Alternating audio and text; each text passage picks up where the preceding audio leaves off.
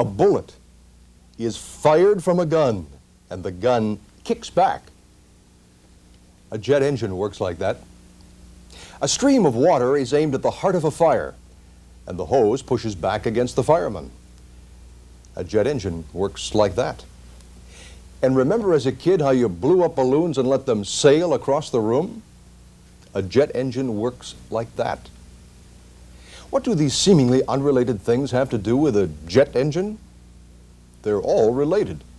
They and the jet engine are all in the same family because each one reacts to an action of its own creation. Isaac Newton spelled it out for us. To every action, there is an equal and opposite reaction.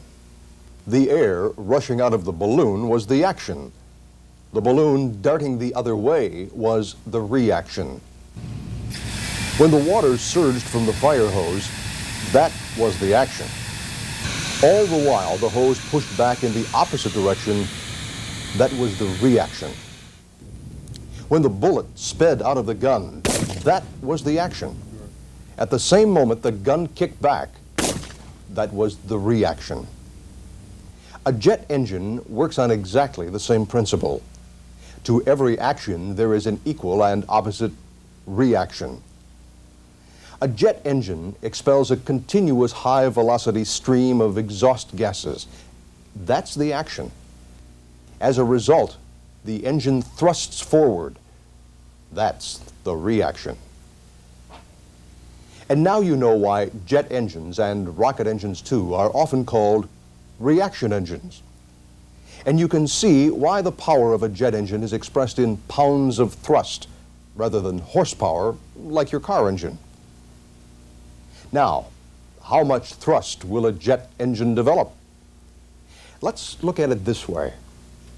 If we take the design engineer's thrust equation and put it in its simplest form, it boils down to this. Thrust equals mass times acceleration, or T equals M times A. Mass is a measure of the quantity of matter. In this case, the amount of air going through the engine. Acceleration is a change in velocity, or how much the air is speeded up as it passes through the engine. These two factors, then, are the main ingredients for thrust. The greater the mass of air flowing through the engine, the greater the thrust. The greater the acceleration of the air, the greater the thrust. Hang on to this T equals M times A concept. We'll find it's a handy tool to help us understand why engines are designed as they are.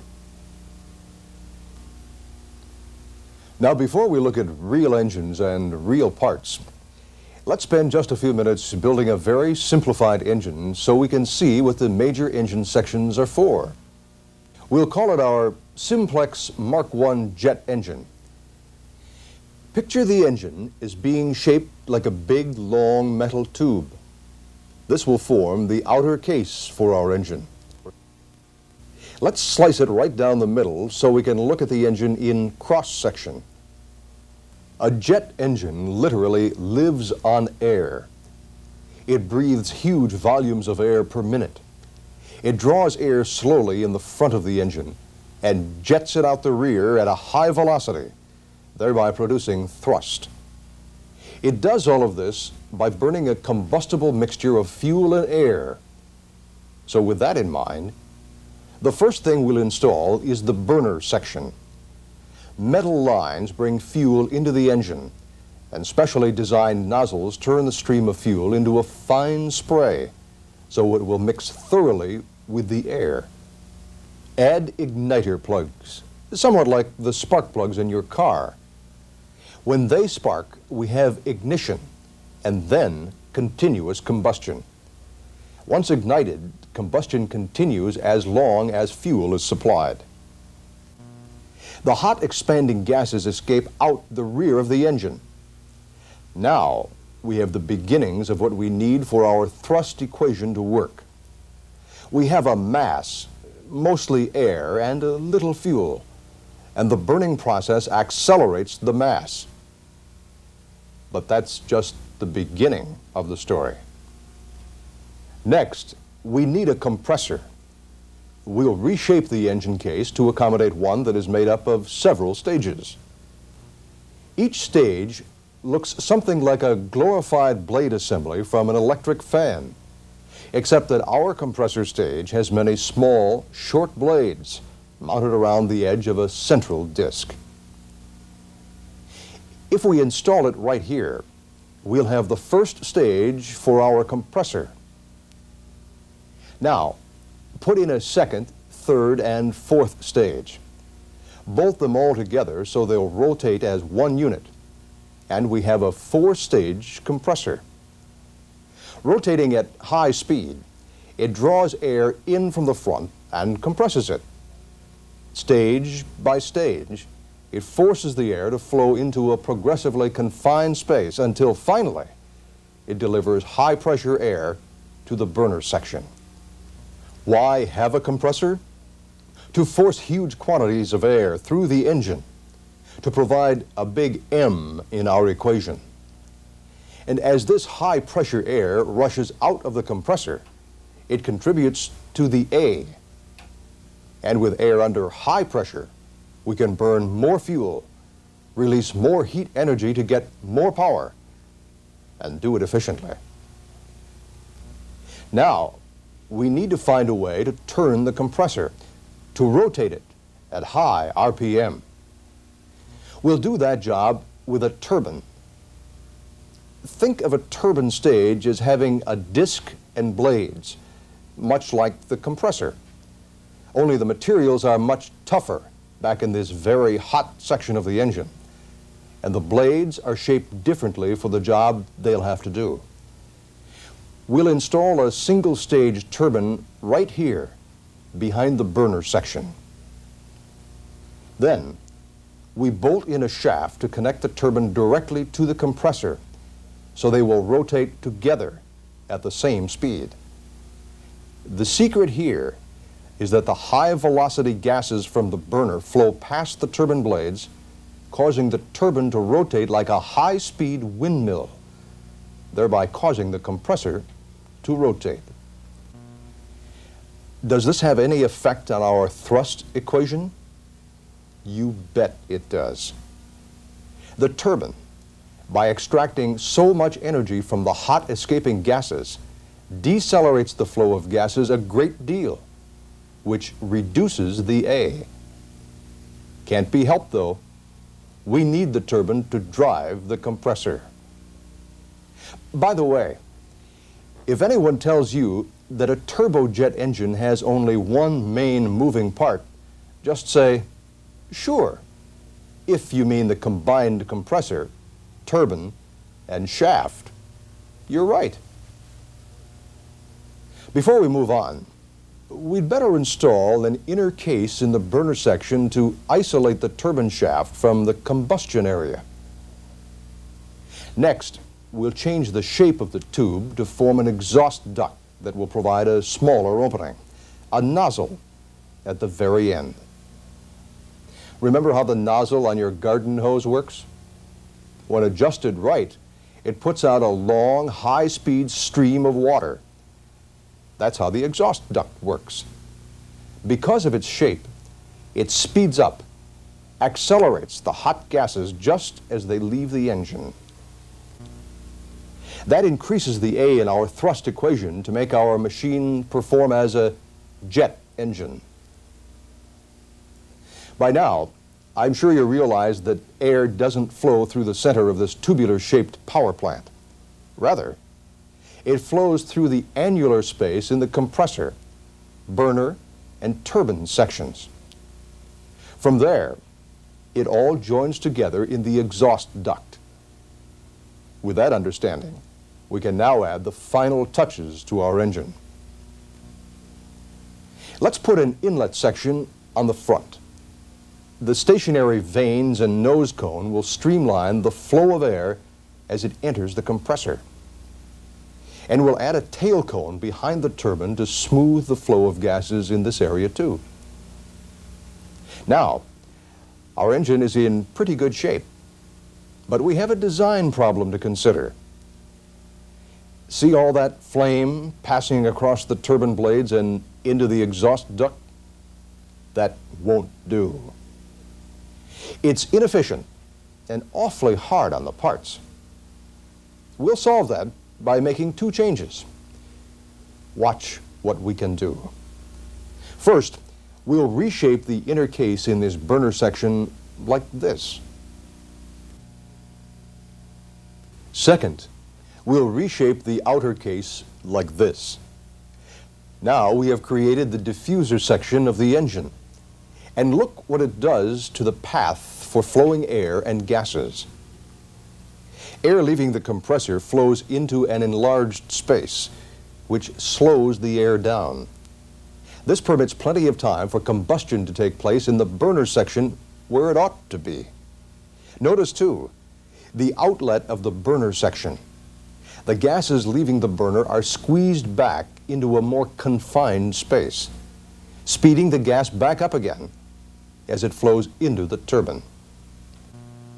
Now our Simplex Mark I is complete and ready to go with all its major sections: inlet, compressor, diffuser, burner, turbine, and exhaust duct. An engine of this type is often called a turbojet, and you can see where it gets its name. Turbo.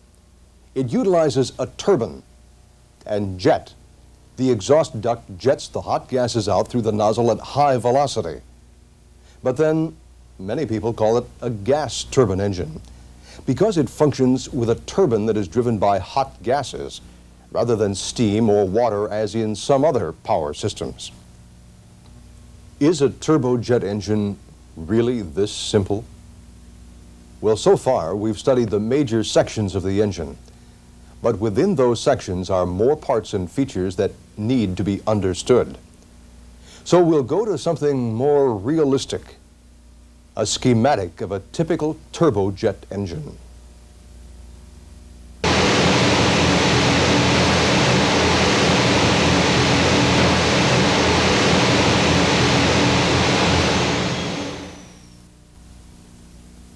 Taking first things first, we'll start at the front and work our way through the engine until we get to the exhaust nozzle. So, how do we get the air to enter the engine smoothly and without turbulence? We do it with a well-designed inlet section. It's a relatively simple stationary section. The outer case, inner case, and inlet guide vanes are the main structural parts. It has to be fairly rugged, though, because the bearing that supports the front of the compressor is mounted within the inner case. The nose cone also contributes to the smooth flow of incoming air. Note that the inlet guide vanes have a cross-section that is airfoil-shaped.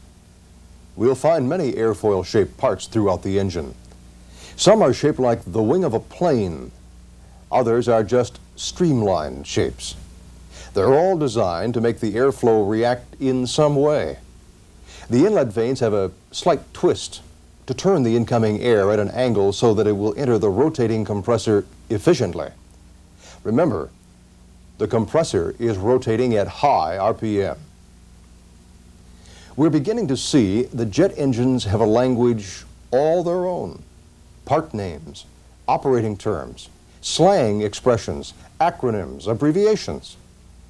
I'll be careful to use the right language, and will point out significant terms as they come along. For example, RPM. We all know that means revolutions per minute, but IGV, the abbreviation for inlet guide vane. Now, for the compressor and the big job it has to do. Draw in huge volumes of air, compress it to 250, maybe 300 pounds per square inch or more. Tolerate temperatures of 600 or 700 degrees Fahrenheit. Withstand the centrifugal force created when it rotates at high RPM. And above all, handle the air smoothly, without turbulence, as it does all these things. Our Simplex engine had only a 4-stage compressor rotating within a tubular case. A real compressor is a bit more complex than that. The compressor actually has two major components: the rotor, the rotating part, and the stator, the stationary part. When combined, they form the complete compressor assembly. Let's look at the makeup of the rotor first. It's shown here standing vertically with the front resting on the workbench. The rotor is made up of several stages, which are numbered from front to rear. With the rotor disassembled, the major parts are laid out for display. You can see that each stage is comprised of a disc with many blades fastened around its outer rim. Notice that the discs are open at the center to reduce their weight. Flanges on a disc like this, projecting forward and rearward, provide proper spacing between the discs.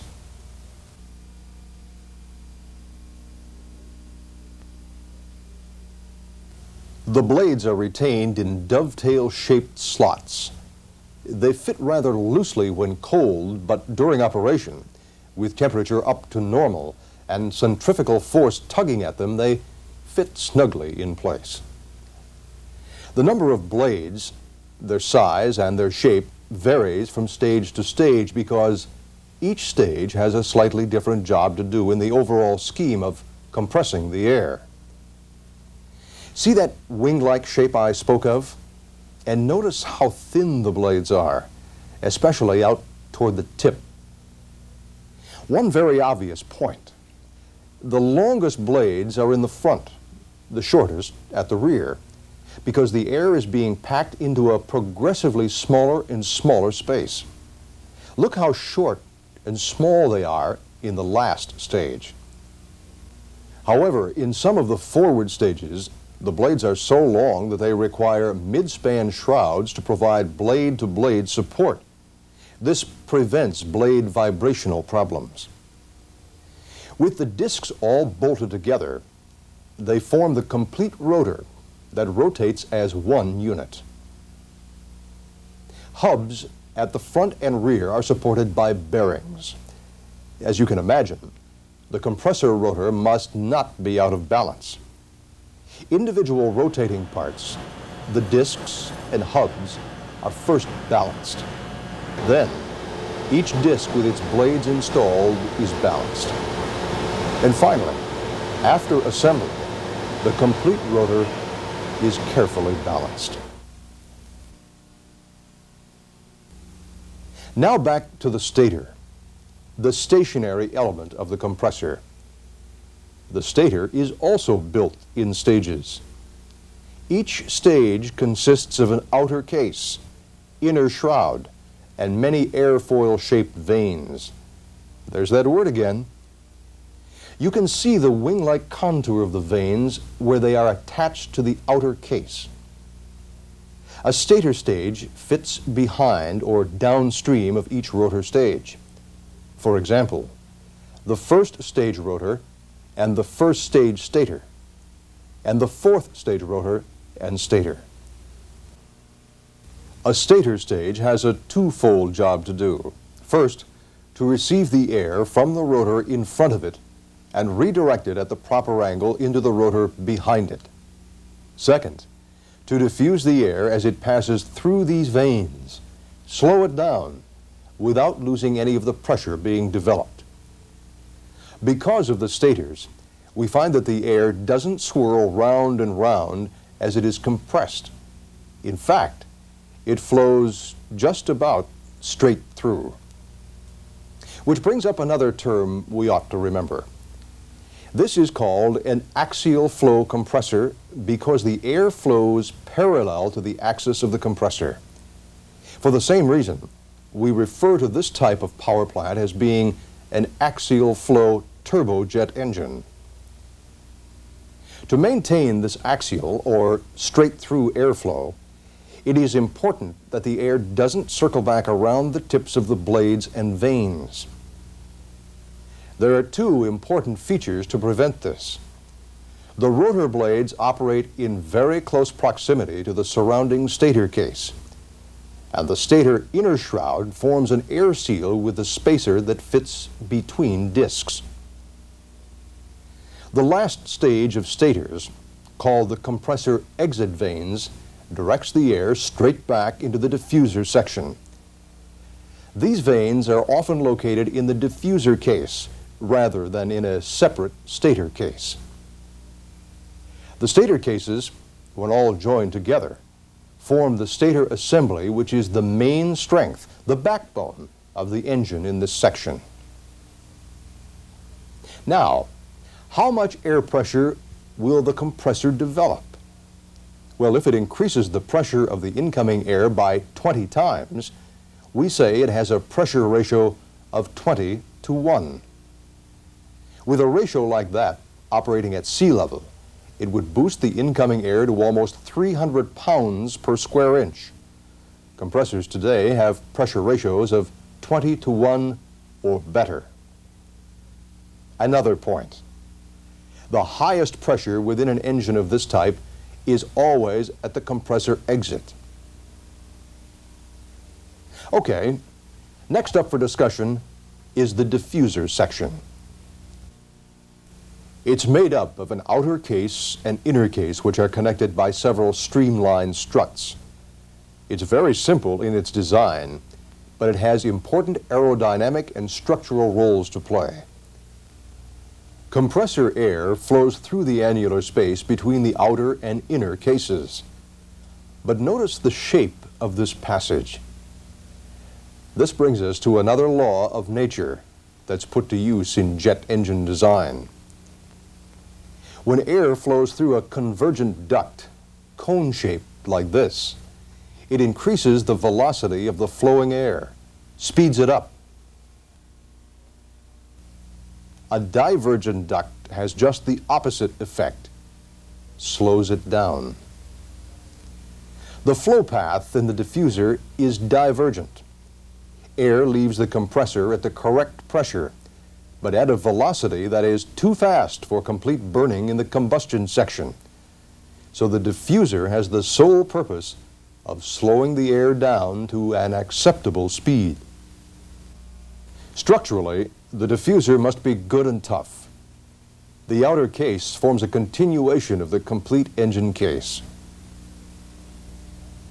The inner case houses the bearing that supports the rear of the compressor rotor. The diffuser struts, in addition to being structural members, straighten the airflow on its way to the burner section. The burner section has the more official designation of combustion section, so we'll label it just that. Remember, its job is to create rapidly expanding hot gases, all rushing toward the rear of the engine for two purposes: to turn the turbine and then jet out through the exhaust duct. The main structural members are the outer case and the inner case. Again, the annular space between is where the action takes place. However, we don't just burn fuel in that open space like we did in our Simplex Mark I. We need a way to regulate the burning process to provide truly efficient combustion. We do this by burning the mixture of fuel and air within several individual burner cans. They're placed side by side to form a circle of burner cans within that annular space. The number of burner cans varies for different engines. We'll say that our typical engine has 8. A cluster of fuel nozzles supplied by a fuel manifold introduces fuel into the front of each burner can in a spray pattern for rapid and thorough mixing with the air.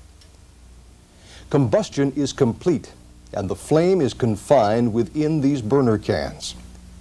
But even with the use of special metal alloys, the cans have to be specially designed to prevent the metal from being destroyed.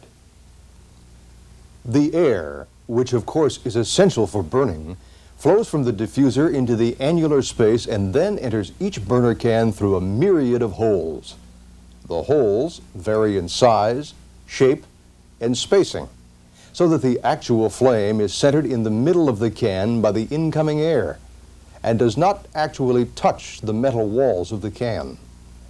The temperature of that flame, by the way, is 3,500 degrees Fahrenheit or hotter.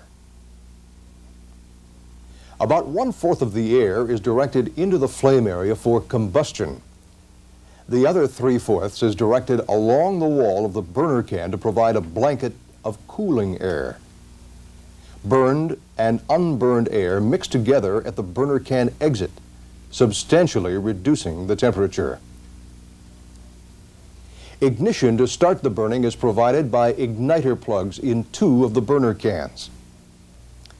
The burner cans are interconnected by small flame tubes, so that during the starting process, flame started in 2 of the cans develops rapidly in all the others.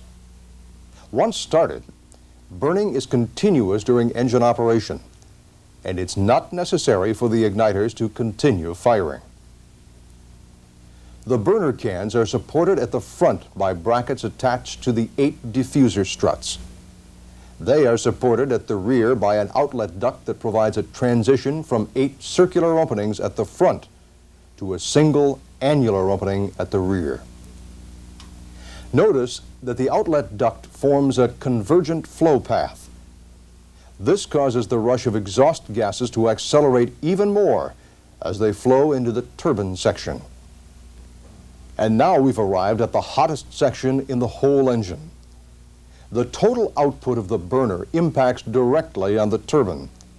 Temperatures here may well exceed 2,000 degrees. If the best in metallurgy was ever needed, this is the place. So let's look closely at the makeup of the turbine section. The burner case and now the turbine case continue to form the outer shell strength in these areas. And by the way, you can always recognize a turbine case because of its unique shape. See how it overlaps the burner section? That wasp waist shape provides the convergence we need at the burner exit, and the enlarged diameter at the rear, as we'll soon see, accommodates the size of the turbine rotors.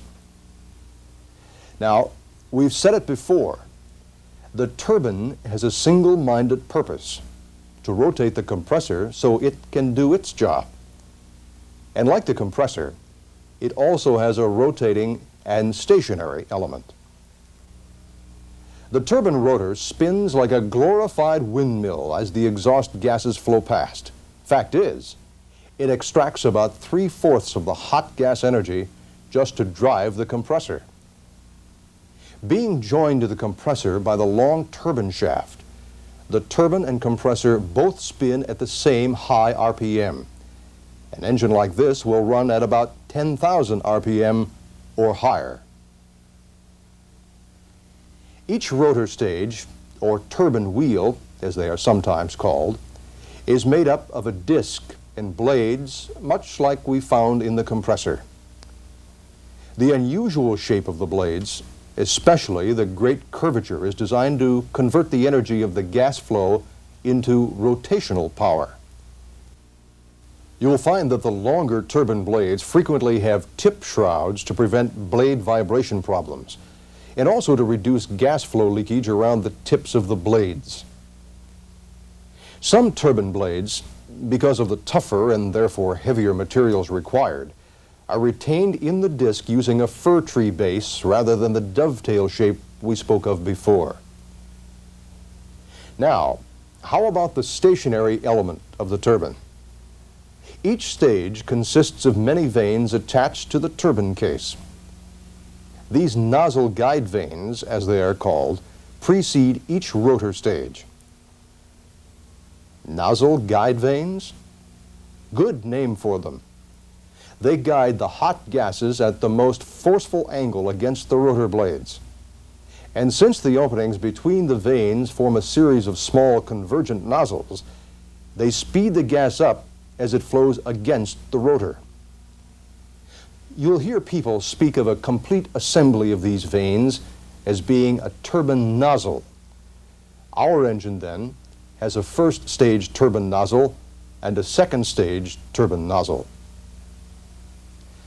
Are you beginning to see that while the turbine looks similar in some respects to the compressor, it is really quite different?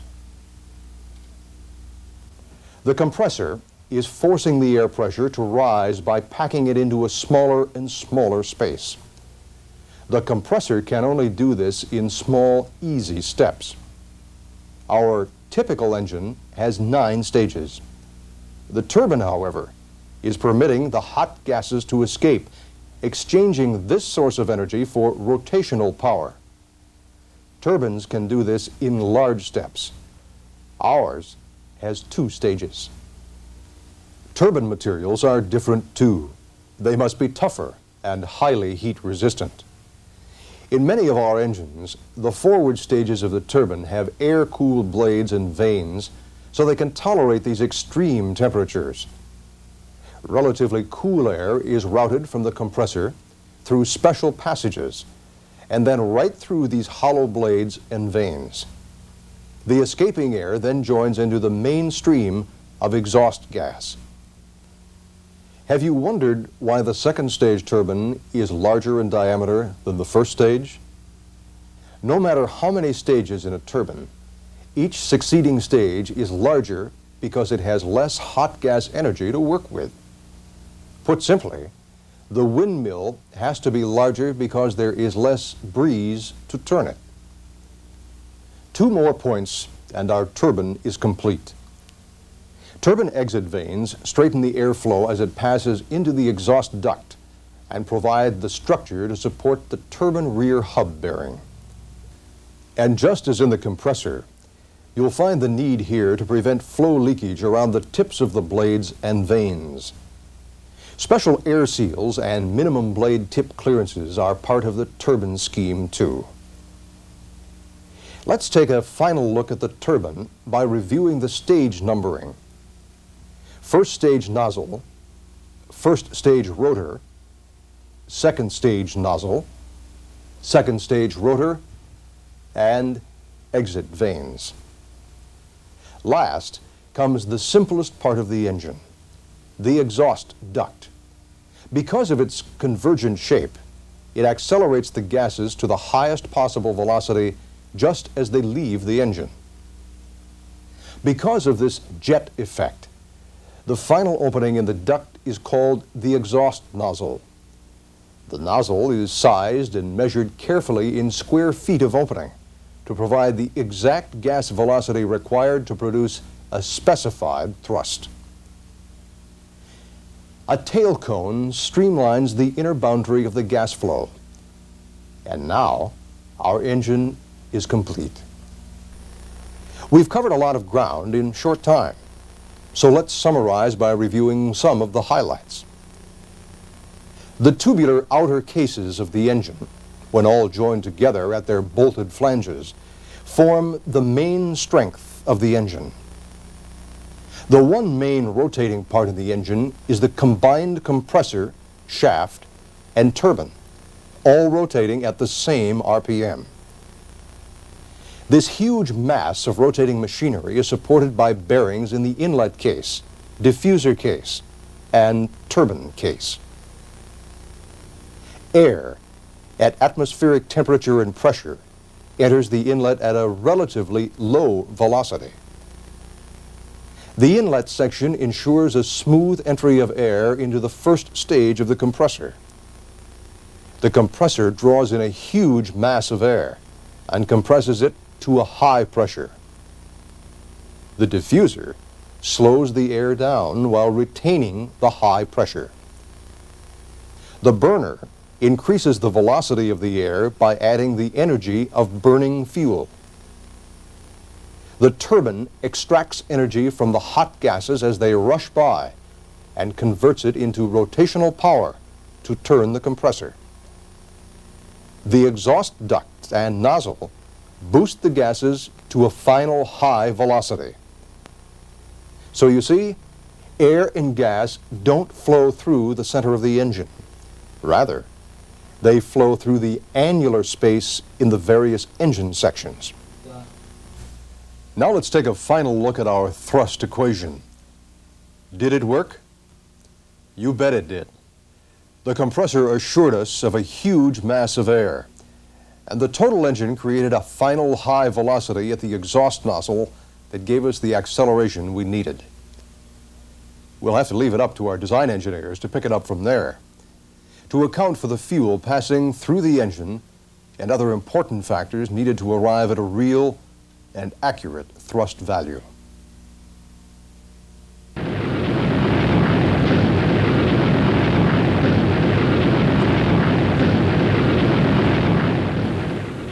The engine we've been studying is typical, but there are some variations in the design of turbojet engines you can watch for. Here are 5 common ones you should know about. First, to build more efficient engines, we need higher compression ratios.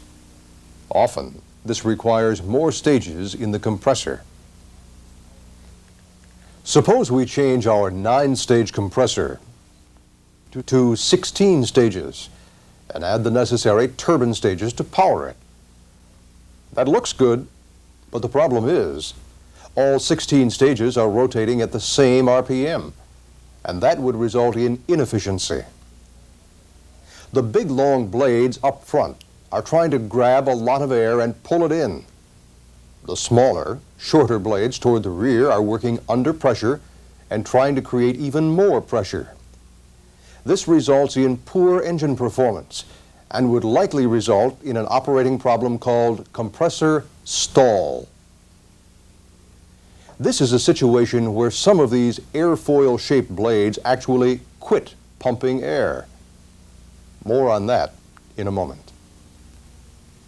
The solution to this is a concept called the dual rotor engine. It has 2 mechanically independent rotor systems, 2 compressors, each driven by its own turbine. The low-pressure compressor draws in the atmosphere and starts the compression process. It's driven by the low-pressure turbine. It gets its name from the lower pressures that make it turn. The high-pressure compressor boosts the air up to maximum pressure. It's driven by the high-pressure turbine, so called because of the high pressures delivered from the burner that make it revolve. You can see how the one turbine shaft revolves independently inside the other.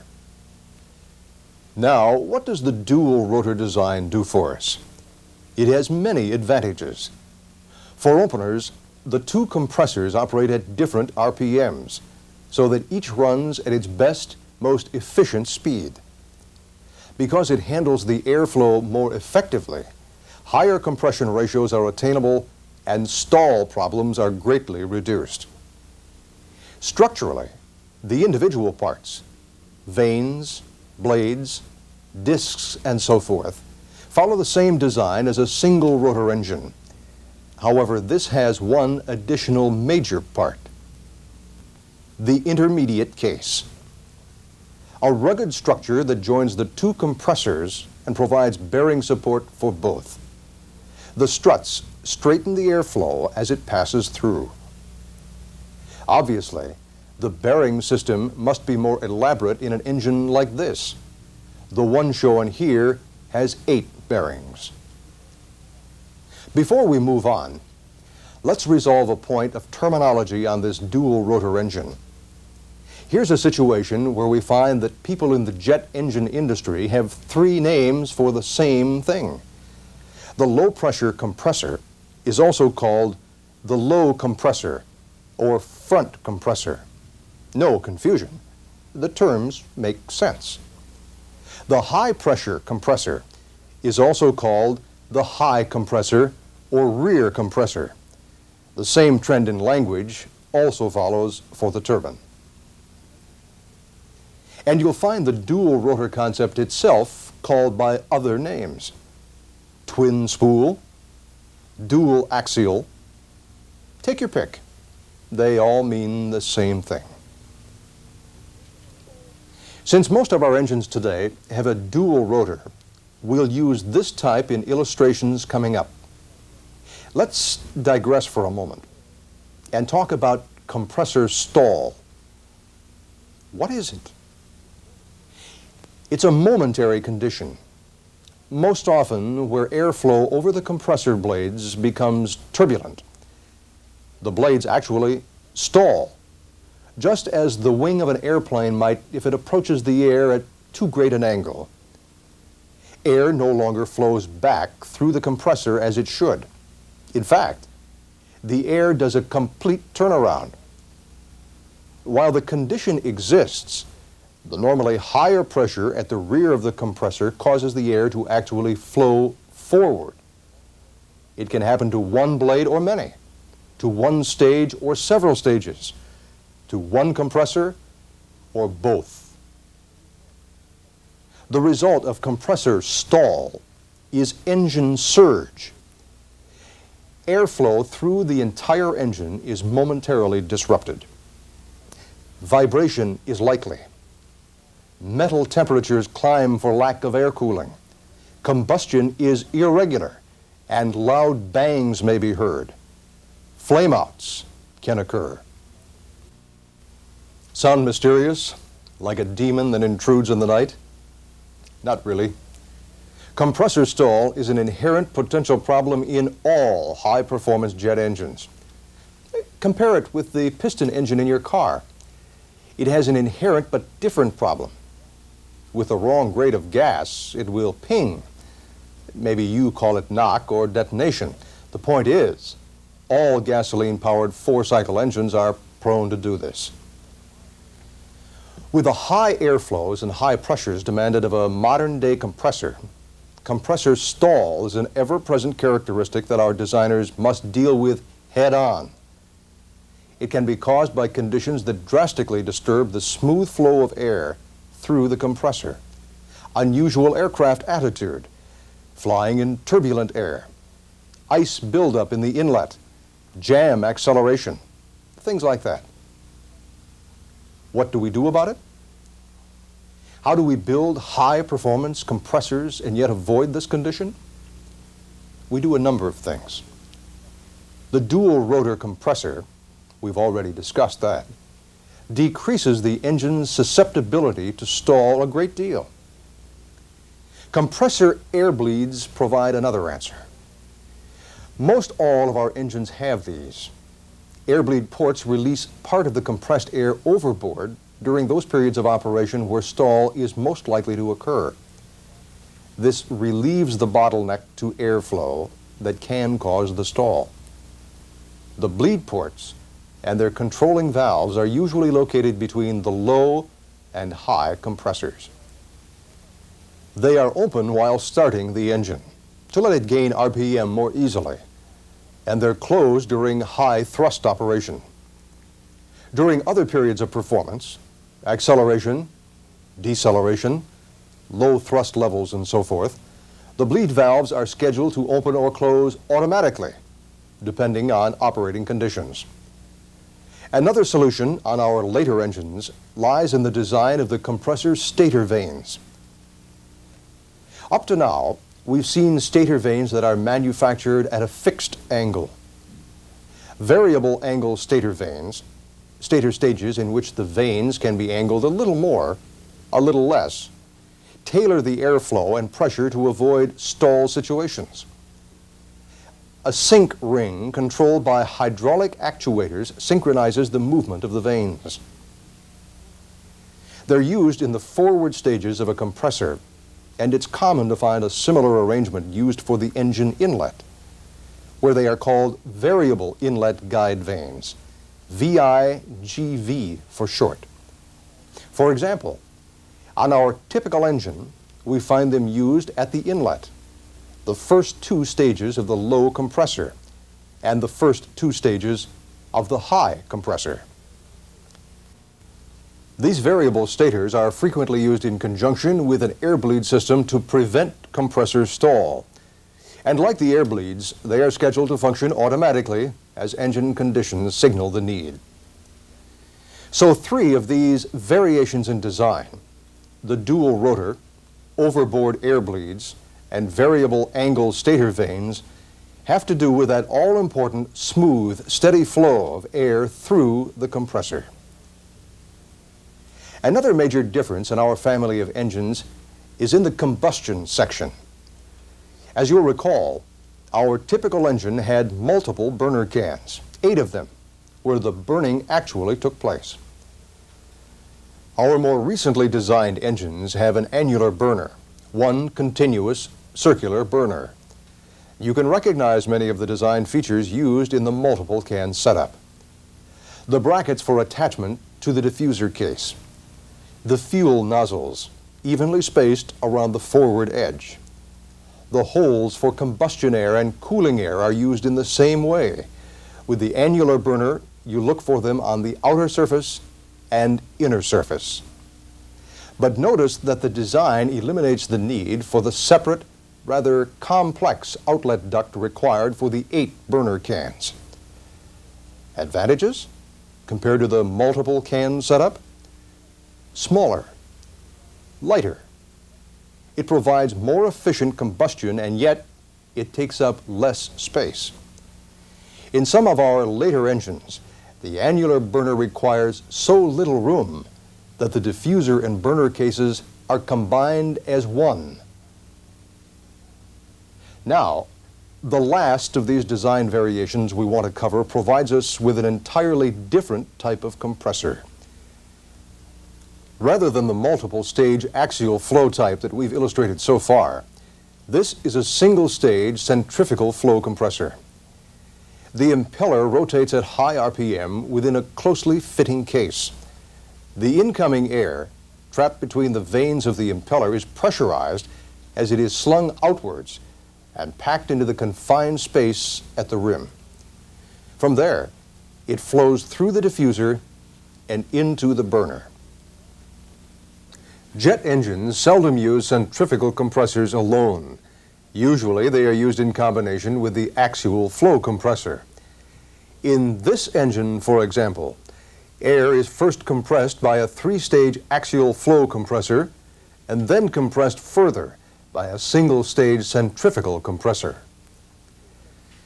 As you have just seen, jet engines do vary in design, and that's mainly because of the customer's requirements and the mission an aircraft is destined to fly. You see, the design of each engine is tailored to meet the demands of a specific type of plane.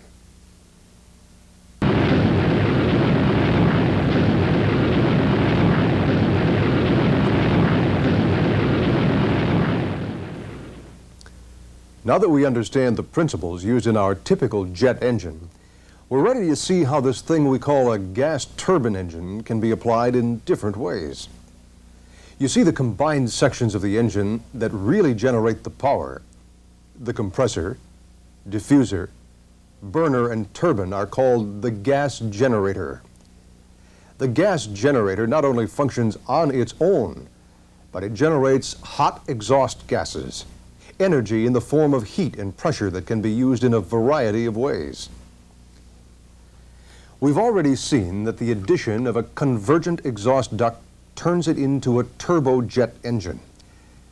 Let's take the gas generator now and add the necessary parts to build an afterburning turbojet engine.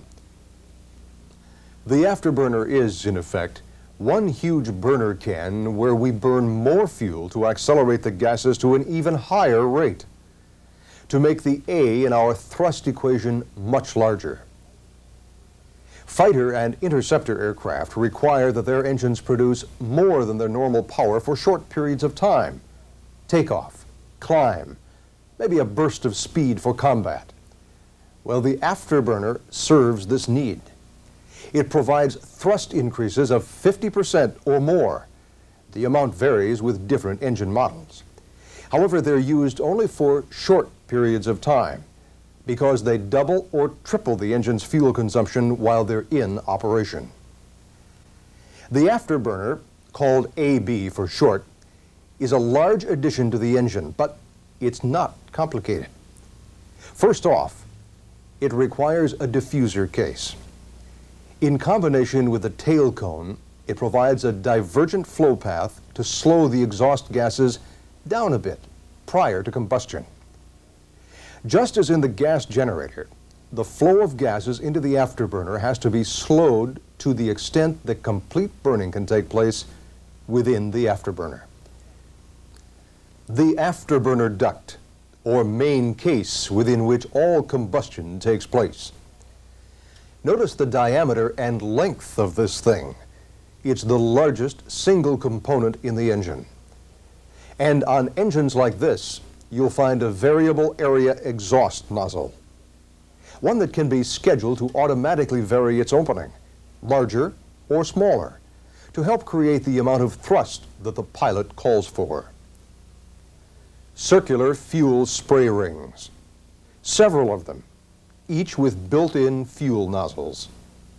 They're scheduled so that with one or two rings providing fuel, the pilot can get partial power from the afterburner. With all the rings supplying fuel, maximum power from the AB is obtained. And of course, with this condition, the total engine is producing its maximum power. The flame holder. It sits right in the path of the gases as they enter the combustion area. Its purpose? To create turbulent gas flow. Maybe that's why it's the ugliest part of the entire engine. After looking at so many smoothly contoured and airfoil-shaped parts, this is truly a strange-looking sight. It's a network of annular and radial gutter-shaped pieces that slow the gases down even more and provide thorough mixing of the fuel and air so the flame will be held within the afterburner and not be blown out the exhaust nozzle. The igniter plug is frequently mounted right in the flame holder. As in the gas generator, the high-intensity spark is required just long enough to get the fuel and air mixture lit. After that, the flame is continuous and self-sustaining. The liner has a rough and tumble job to do. In fact, it serves a dual purpose. A portion of the exhaust gases, cooled considerably by the time they leave the turbine, flows between the duct and liner and then passes through thousands of tiny holes in the liner and then into the combustion area. This confines burning to the center and helps keep the AB duct cool enough to survive the extremely high temperatures. Its second purpose is to reduce noise. The AB makes a howling or screeching sound. In fact, this part is often referred to as the screech liner because it is designed to do an acoustical job by reducing the amount of noise the afterburner creates. And there you have it. The afterburner serves the military pilot well. When he positions his throttle between idle and intermediate, the gas generator alone delivers the thrust he needs. The afterburner merely acts as a long exhaust duct with the exhaust nozzle serving its usual function. When the pilot wants more thrust, from intermediate up to max power, the gas generator continues to deliver its utmost, and the AB cuts in and contributes to the total thrust produced. Fuel flow from the spray rings and the exhaust nozzle opening vary according to the amount of thrust called for. Okay, let's look at a second way of applying the gas generator for propulsive force. Suppose you managed an airline and your air routes were all milk runs, up and down, out of small fields all the time. You need engines that will provide quick takeoff and rapid climb out. What's the best engine for that? A turboprop, a gas turbine engine that turns a huge propeller. Notice that the prop is driven by the low-pressure turbine, but not directly. The low turbine drives the low compressor. The low compressor drives a reduction gearbox, and the gearbox rotates the prop. A gear reduction of about 10 to 1 is typical. With that, the engine might be turning at 10,000 RPM and the prop would turn at 1,000 RPM. You see, props can't be turned at real high RPM. If they did, those long blades would exceed the speed of sound, above which conventional propellers operate inefficiently and are subject to stress beyond their limitations. And notice too that the low pressure turbine in this engine must be relatively larger or have more stages because it has more work to do. It has to extract enough of the hot gas energy to rotate the low compressor and the prop. A turboprop gets about 90% of its propulsive power from the prop and 10% from the jet effect of the exhaust nozzle. And by the way, a propeller produces thrust using that very same thrust equation, only this time the prop is handling a huge mass of air but imparting a relatively small acceleration. That's why when comparing it to a turbojet engine, it has spectacular acceleration and takeoff characteristics and proves to be more efficient at aircraft speeds of 400 miles per hour or less. However, it doesn't do well at higher altitudes where air is too thin for the prop to perform at its best. What we've just said about thrust is true, but you won't find turboprops rated in pounds of thrust like the turbojet engine, because most of its power is extracted from the shaft rather than the jet exhaust. It is rated in shaft horsepower, SHP, or sometimes equivalent shaft horsepower, ESHP, which is the power from the shaft plus the equivalent horsepower gained from the small jet effect of the exhaust. Let's consider a type of engine that performs right alongside the turbojet in terms of high aircraft speeds and high altitude performance, and yet provides a rapid takeoff and climb that the turboprop is known for. This is the turbofan engine. Is it obvious what the designer was trying to do with this one? Sure. It's a hybrid, the best of two worlds. It has all the elements of a turbojet, but it's also a little like a turboprop in that it has many fan blades incorporated as part of the front compressor. This provides a prop-like thrust without having the complexity and weight of a propeller and gearbox. Take a closer look. The forward stages of the low compressor have extra long blades and vanes, and they serve two distinct purposes. The inner portion of the blades and vanes function as part of the low compressor in the gas generator. The outer part serves as a multitude of miniature propeller blades, properly called fan blades.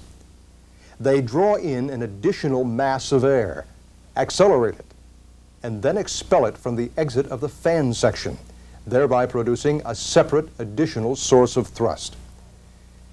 It takes a lot of power to rotate this low compressor with the added fan blades, so the low pressure turbine must be large enough, have enough stages to do the job. So, the gas generator with its jet nozzle contributes to the overall thrust and the fan contributes too. How much? For a ballpark figure, let's say 50-50. But it's hard to generalize because the amount of thrust generated by the fan depends on its size and the number of stages. Some engines have single-stage fans.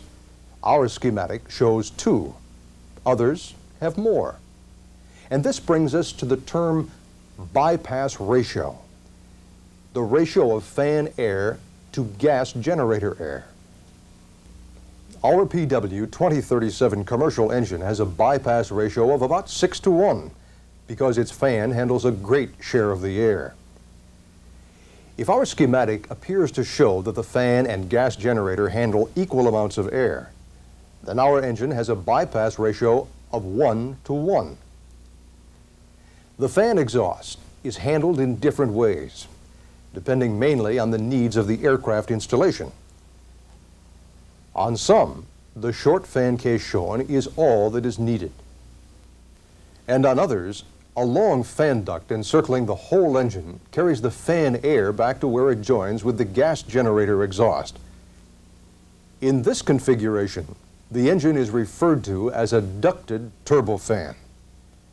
Our commercial JT8D is built like this. Now, if we develop this engine one step further, we'll have today's typical military engine, the augmented turbofan. The augmenter is nothing new to us. Yesterday's afterburner is today's augmenter. The same thing. They just changed names on us. The terms are interesting, though.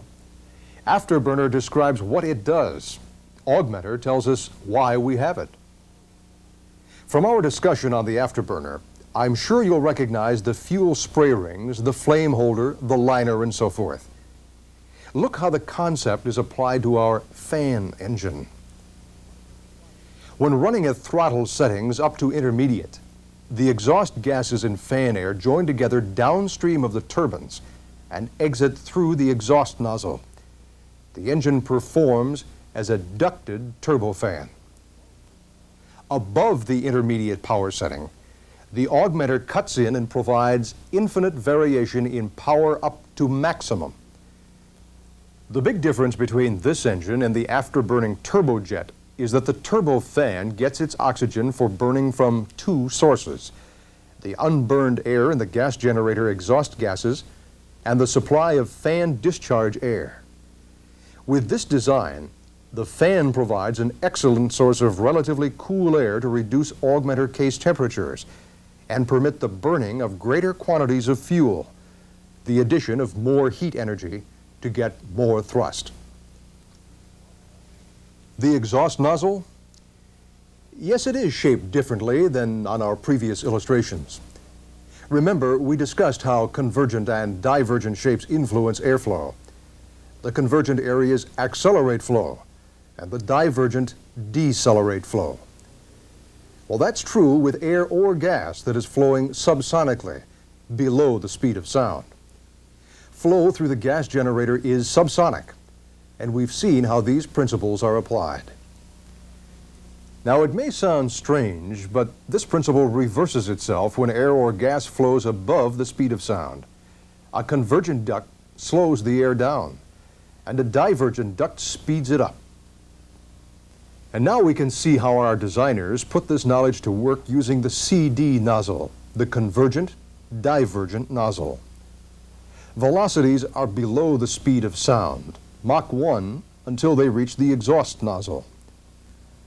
To gain the greatest possible acceleration through the nozzle, the convergent section brings the gases up to Mach 1, and then the divergent portion accelerates the gases even more, above Mach 1. The same understanding of airflow is used in designing the aircraft inlet, that part of the airframe that guides air into the engine. With the aircraft flying at Mach 2, 2 times the speed of sound, you may wonder why air doesn't ram itself through the engine at Mach 2. If it did, it would be destructive. The engine wouldn't tolerate that. So a CD inlet is used, in this case, to slow the air down. The convergent section slows the air from Mach 2 down to Mach 1 at the throat, and the divergent section slows it even more before it enters the engine. Just as the exhaust nozzle is scheduled to vary the size of its opening for varying amounts of thrust, the aircraft inlet is often designed to vary its configuration to accommodate different inlet velocities. Okay, one more family member you should know about. This application of the gas generator is a blood relative of the engines we've seen so far, but it doesn't have to fly to earn its keep. This is the turboshaft or free turbine engine, the one that is used for a variety of power requirements. This time, we mount a free turbine just downstream of the gas generator turbine. By free, I mean it's free to rotate independently of the gas generator. Picture it as if it were a windmill, free to spin in the blast of hot gases. The output shaft, connected directly to the free turbine, makes the rotational power readily available for work to be done. The exhaust gas, its energy pretty well spent in driving the free turbine, is directed out and away from the installation to any convenient location. These engines are rated in shaft horsepower, like the turboprop. Can you imagine 40 to 50,000 horsepower available in one package? And they can be used as a power source for a variety of applications. Turning huge electrical generators, rotating natural gas pumps. And by the way, our engine designs can be adapted to run on a variety of fuels, including natural gas. For powering boats and ships, and for airborne purposes too. They're used to power helicopters, and when the output shaft drives a prop for conventional aircraft, it becomes another form of turboprop. Turbo shaft engine design varies. The output shaft doesn't necessarily have to project out from the exhaust end of the engine. In this version, the free turbine shaft revolves within the gas generator shaft so that the rotational power of the free turbine is available at the front of the engine, as it might be for a turboprop application. Well, you can see now that the gas generator is a very versatile power source. It is the heart of every engine we build, whether it be turbojet, turboprop, turbofan, or turboshaft.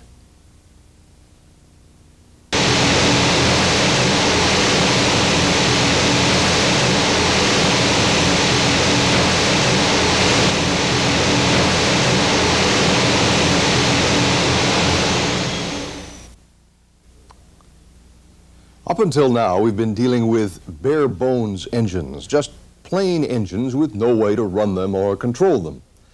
Maybe you've seen all the plumbing, wiring, valves, and so forth on the outside of the engine. Now, we'll find out what they're for.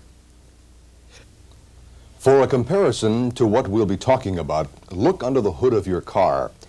You'll find a carburetor, alternator, power steering pump, air conditioning compressor, etc. Well, the jet engine needs its accessories too, some similar to your car and others a good bit different. Let's find them. A gearbox mounted below the engine provides the rotational power for most of the accessories that must be driven. The gearbox gets its rotary power from the compressor. As the compressor rotates, a pair of bevel gears and tower shaft transfer the motion down to the gearbox. Then the gear train within the gearbox comes alive to provide rotary power to each accessory drive pad.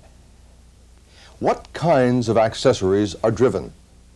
Fuel pump, oil pumps, hydraulic pump, electrical generator, things like that. And on some, a tachometer generator and fuel control are linked to the gearbox. But not all accessories are driven mechanically by a gearbox. Some accessories can be driven by compressed air from the compressor or diffuser section of the engine. For example, one of our engines has an afterburner fuel pump that incorporates a small air turbine. Works on the same principle as the gas turbine in the engine itself. Compressed air from the diffuser section flows through the air turbine, and that causes the pump to rotate. On other engines, air pressure is used as the muscle power for controlling the opening of the variable area exhaust nozzle. Compressor air is also used to drive accessories on the airplane. You may hear of a customer air bleed, for example, to power an air conditioning system. However, we can't overdo this business of robbing compressor air for such purposes. We have to limit it to a small percentage of the engine airflow. More than this would reduce engine performance too much. Okay, now that we have found ways of powering the accessories we need, let's look very briefly at 7 major engine systems. First of all, the lubrication system. And what do we have to lubricate? The engine bearings, the bearings and gears for the tower shaft and the gears within the gearbox. The oil used in jet engines is not your usual 10W30 type you might put in your car. It takes a special synthetic oil to withstand the extremes from the coldest spots around the globe when the engines are shut down to the high temperatures created when operating at max power. When you walk up to an engine, the only obvious part of the lube system is the oil supply tank, usually a saddle-shaped affair to fit the contour of the engine. It's mounted alongside the compressor section, up forward where it's not too hot. Those metal lines you see carry the oil from the tank into the guts of the engine, to those bearings and gears, and then back to the tank. But during this continuous operation, several other components in the system get into the act. A pressure pump and pressure regulator to ensure an adequate supply of oil at each lubrication point. Scavenge pumps, that's a good name for them.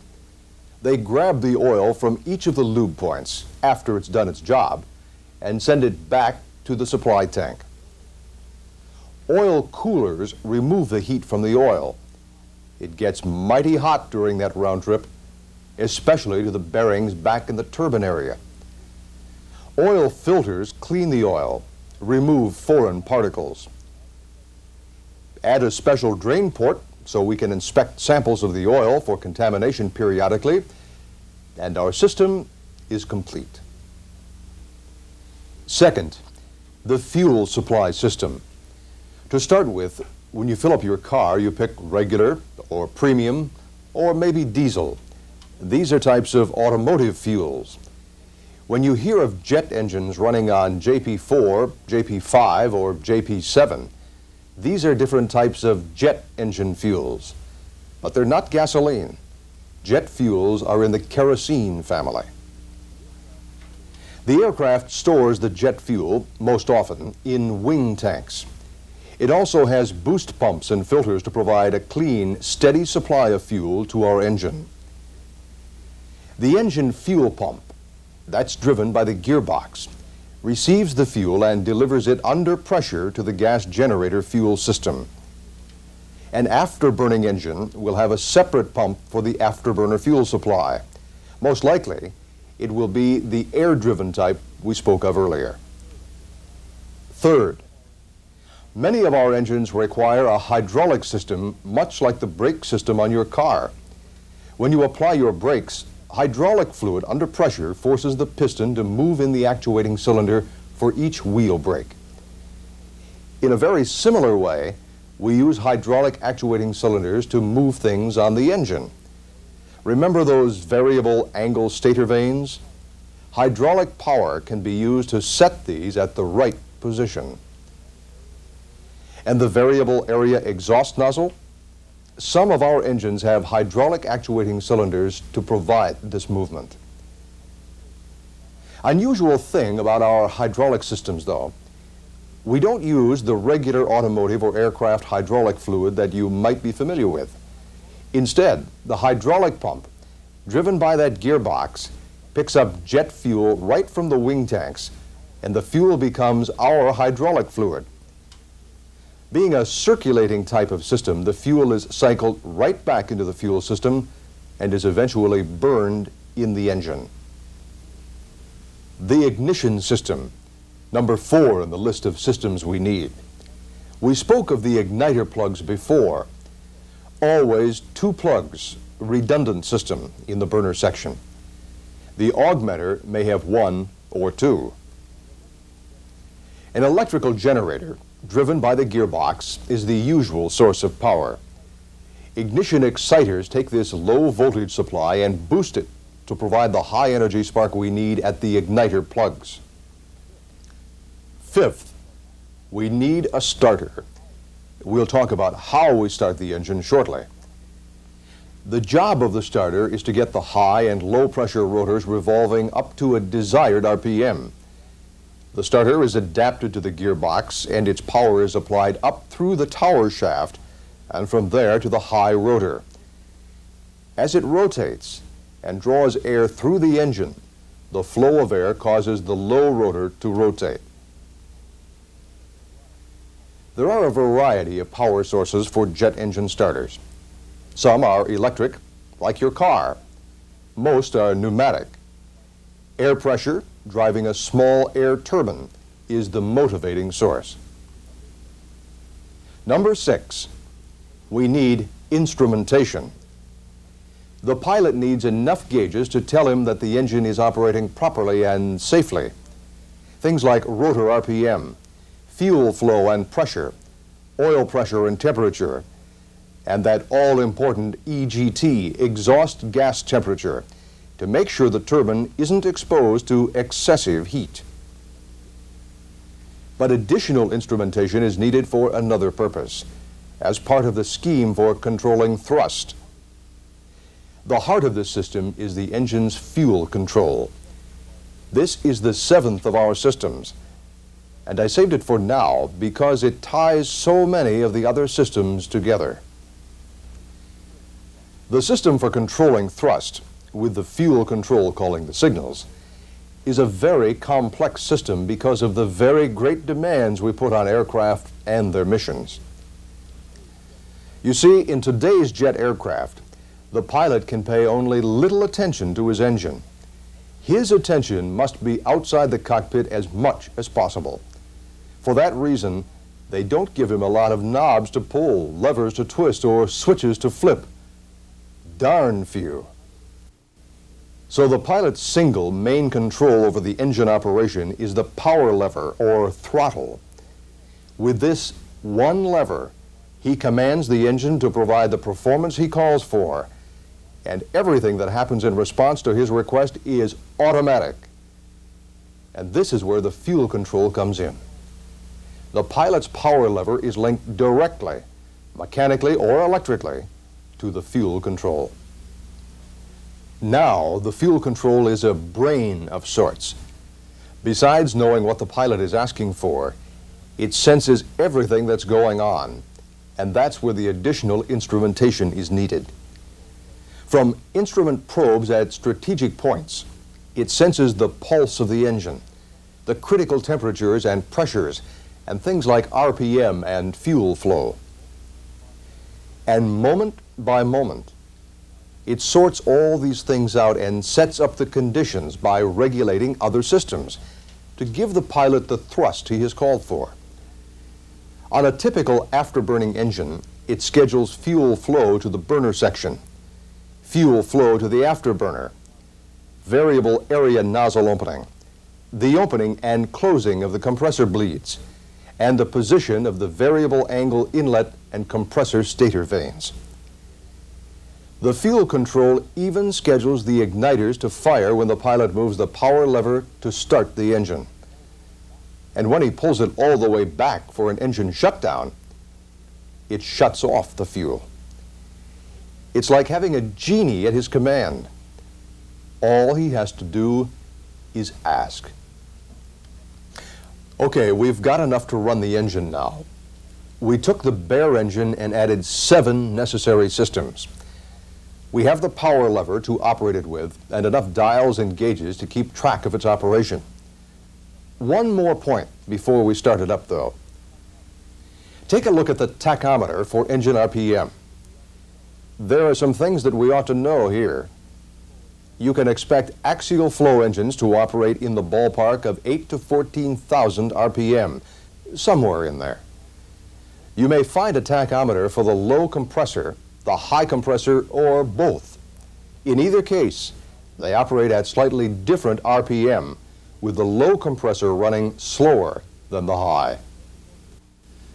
Take a closer look at the tach in the cockpit, and you'll find that it's not graduated in RPM, but in percent of full RPM.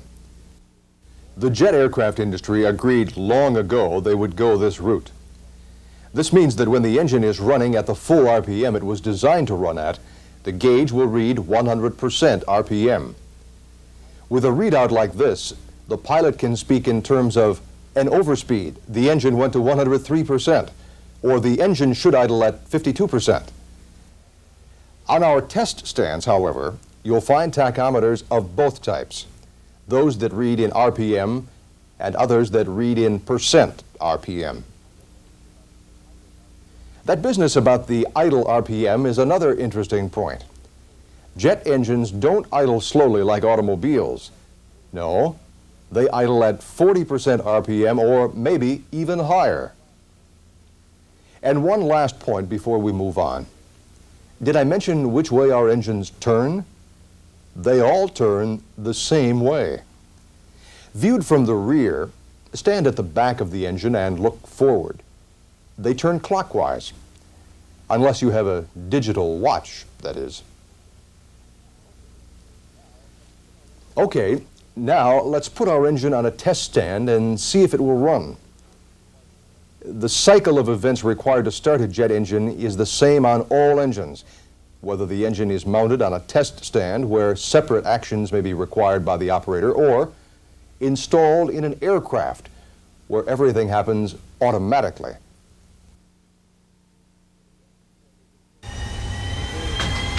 In this sea-level control room, these engineers and stand operators monitor engine performance. Three things must occur in the proper sequence.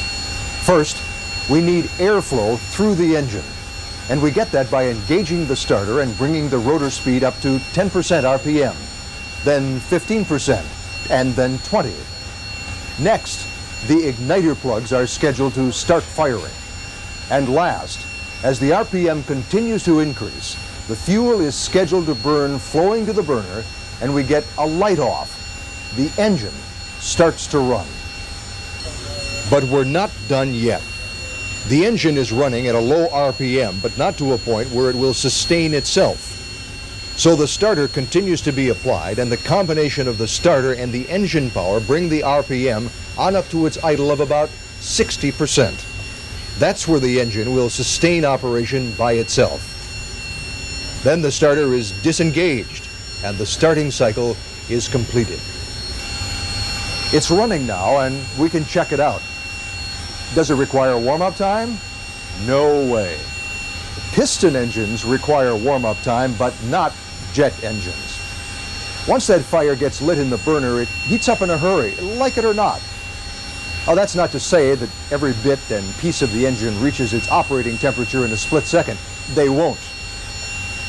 Your friends on the test stand will speak of stabilizing the engine. To get accurate test data, they'll set the engine at the power setting they want and then leave it there for 3 or 4 minutes, maybe even more. So temperature effects will be complete. Then they check their data. And you'd be amazed at the expansion that takes place when a stone-cold engine is cranked up and then pushed on up to full power. Any doubt in your mind as to where the greatest expansion takes place? Sure. Back in the burner and turbine areas, and of course, the afterburner, especially when it's lit. If you work with the drawings or parts for these engines, it's interesting to watch for design features that permit the expansion and contraction when the engine is shut down, without causing buckling or fracture of the parts. Look at this burner can, for example. The front of it is firmly attached to the diffuser case, yet with flame temperatures of 3,500 degrees or more, it's going to expand like gangbusters. So it's designed so it can expand toward the rear. See how it mates with the outlet duct? How it can slide back and forth. And check this Z-band support for the afterburner liner. You can imagine how hot this gets when the afterburner is operating. If these supporting members were radial, like the spokes on a wheel, they would buckle when the liner grows larger from the heat. Instead, these Z-band pieces can give a little without breaking. While we have the engine running, let me show you what goes on inside the engine in terms of temperature and pressure. These are the numbers we might see if we ran our F100 engine, for example, at sea level on a standard day, quote unquote. I'll explain that one a little later on. First, let's look at internal pressures. Air enters the inlet at 14.7 pounds per square inch. That's the air pressure that you and I live in. The fan section, functioning as the low compressor, compresses it to almost 45 pounds, and the high compressor brings it up to about 360. Pressure drops only a little going through the burner section, but drops way down as the turbine converts the energy of the gases into rotational power, and it continues to drop as it flows through the afterburner and out the nozzle. Now, the temperatures. With air entering the inlet at 59 degrees Fahrenheit, it's a little over 1,000 degrees at the compressor exit, and that's just from compressing the air. The hottest spot in the gas generator, just behind the burner, or at the turbine inlet, The gases are over 2,500 degrees. We expect the temperature to drop as the gases pass through the turbine because the turbine extracts energy from the gases. And then temperatures zoom back up with the augmenter operating to over 3,200 degrees. Is it any wonder we're continually searching for the best in metals? And consider the exterior parts, the components, the wiring, the plumbing. This will give you an idea of what the trend of temperatures is on the outside of the engine. Cooler, sure, but now you know where the hottest places are and why they mount these exterior parts up around the compressor and diffuser sections, where it's not so darned hot. Let's get back to that business of testing our engines on a standard day. Remember, we said way back that the amount of thrust developed by a jet engine depends to a great extent on the amount of air the engine is handling, the mass of the air flowing through the engine. Well, it makes sense then that as the weather changes, the density of the air changes. Changes in barometric pressure and temperature change the amount of mass going through the engine, and therefore it changes the amount of thrust produced. Hence, with a low temperature or a high barometer reading, the engine will produce more thrust, and vice versa. The jet engine industry established 59 degrees Fahrenheit and 14.7 pounds per square inch as being a theoretical standard day for engine testing. But we can't sit around waiting for that standard day to happen. So our test engineers run the engines on any kind of day, and then mathematically correct the engine data to what it would be if it were run on a standard day. Now we can calibrate our engines in Nome, Alaska, West Palm Beach, Florida, or Timbuktu. Calibration? That's when we run the engine to see if it performs to specified standards. The environment has other effects on a jet engine too. A jet engine is like a giant vacuum cleaner, and it will suck in anything it can. Dust and dirt. If it builds up enough on the blades and vanes, it can hurt engine performance. With the aircraft running on the ground, rocks and debris on the runway get sucked in. If you leave a wrench laying in an aircraft inlet, in it goes. FOD, they call it, foreign object damage. The heavier objects can damage the engine, and jet engine people have an eternal vigil to make sure that does not happen. On our test stands, we install an inlet screen. They call it a FOD screen to prevent such damage. But on the airplane, everything goes in the inlet of the engine. The rain, the snow, the ice. That brings up the necessity for our anti-ice system, number 8 on our list.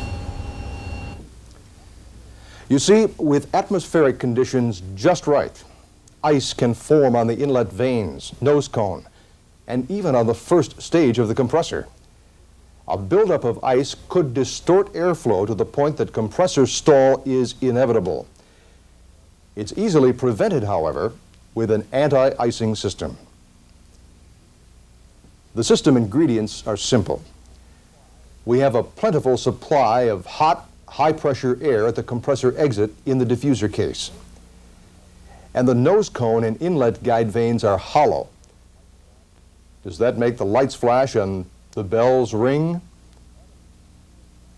Add a few feet of tubing and a control valve and one more essential part. An ice detection probe in the aircraft inlet senses the first formation of ice and opens the control valve.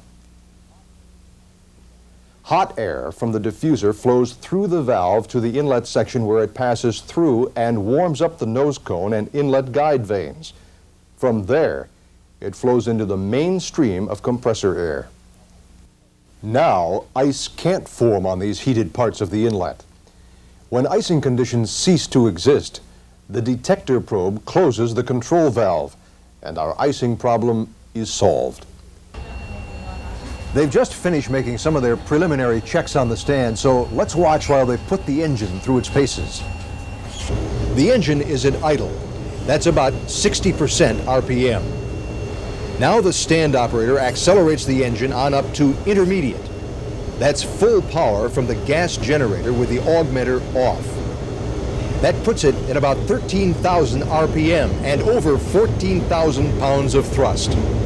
Of course, that's uncorrected data, and the engine is trimming itself.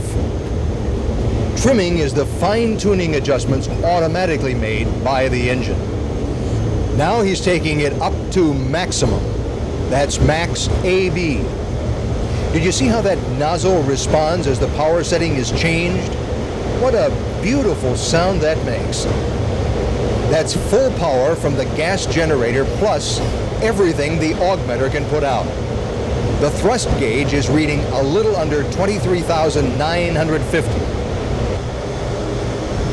Now, back to idle, where trimming adjustments occur if required. That brings up another term you'll hear, cycle. We just observed one type of cycle, idle to max and back to idle. Another type might be intermediate to max and back to intermediate again. You see, we judge the durability of our engines and their components not only in terms of how many hours they will operate, but also in terms of how many cycles they will endure. When military pilots start putting their fighter aircraft through the hoops, these cycles really begin to add up, and this affects the lifespan of the engine. Looks like they're shutting down, so let's talk for a while about engine performance. Not the nitty-gritty numbers the test engineers deal with, but a broader picture. 4 yardsticks by which our engines are measured. Sure, there are many more, but these are the ones you often read about and hear about. First of all, engine thrust. What is the maximum thrust the engine will produce under certain specific conditions? We've pretty well covered that, but I haven't spoken of how big our engines are or how small. One of the smaller jet engines we have is made by our Canadian cousins at PW of Canada. It's the JT-15, rated at a max of about 2,200 pounds of thrust. Ever fly on a Boeing 767? That's powered by 2 of our PW4000s, rated right close to 60,000 pounds of thrust for takeoff. Then there's the thrust-to-weight ratio. How much thrust does it produce compared to its weight? It doesn't do much for our image if we build a fine engine, but it weighs 16 tons. If I build an engine that puts out 15,000 pounds of thrust and it weighs 3,000 pounds, that's a ratio of 5 to 1. Let's try harder and build one that develops 16,000 pounds of thrust and weighs only 2,000 pounds. 8 to 1. That's much better. Now we're becoming more competitive. And it's a continual battle to make that ratio better and better. How about fuel economy? With that limousine of yours, you might say, I get 24 miles to the gallon. The higher the number, the better the mileage. Not so with a jet engine. We speak in terms of TSFC, thrust-specific fuel consumption. And that turns out to be pounds of fuel used per hour divided by pounds of thrust produced. Our example shows a TSFC of 0.8. And if you'll look at the arithmetic, you'll see that the lower the number, the better. Your engine having a TSFC of 0.4 is better than mine, which has a TSFC of 0.6. These examples, by the way, are typical of some of our commercial engines. Military engines, because of their missions, run a little higher. And when the augmenter is turned on, the fuel consumption doubles or even triples. The fourth one, time between overhaul, or TBO. This one's simple. How many hours can you operate the engine before you have to remove it from service and totally overhaul it? Our commercial engines go 10, 15, and some 20,000 hours before overhaul. With a commercial jetliner flying at 500 miles an hour, in 20,000 hours it will fly 10 million miles. Why, that's, let's see, 400 laps around the world. Now, the TBO for fighter aircraft engines, much, much lower. That's expected because of the mission they fly. Sound the alarm, slap on your helmet, push the go lever, climb and straight up if need be, chase the enemy or be chased. On top of that, they're designed to put out the last inch of performance when they're called on. It's like comparing the Indy 500 with a drive to the church picnic. That's the way it is with engines for fighter aircraft. But whatever the TBO is, our people don't stop there. They refine and improve, boost that TBO again and again. In fact, they continue to do it for the life of the engine.